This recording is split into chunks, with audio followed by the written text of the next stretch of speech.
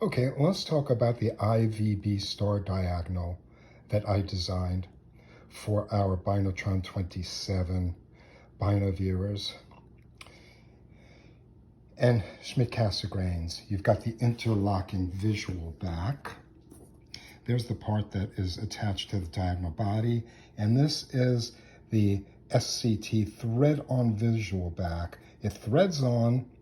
If it ends up at a weird angle, you've got these little side set screws that allow you to have it in a nice horizontal angle where the thumb screws are accessible. Then you tighten down these little side screws. But this is really about collimating the star diagonals, which I do with each and every one.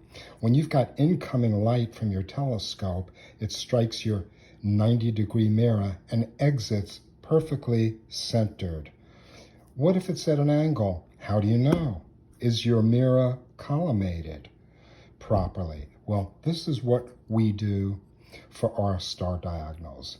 I have this visual back outfitted with a center spotted point on a glass optical window. So we'll put this on and we'll tighten this down. Here, nice and tight. And then we're going to turn on a laser, which will send a beam. We'll put it on. Let's just put it on number 2 for brightness.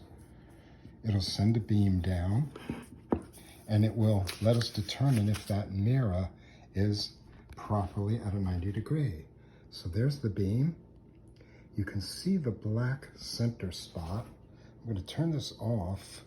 Sorry, I'm working with one hand here, but I'll turn this off, hopefully, or maybe dim it a bit. Okay, this shows that black center spot, which has been really centered perfectly, is showing that the point is coming from there, hitting the mirror and exiting slightly below that black spot.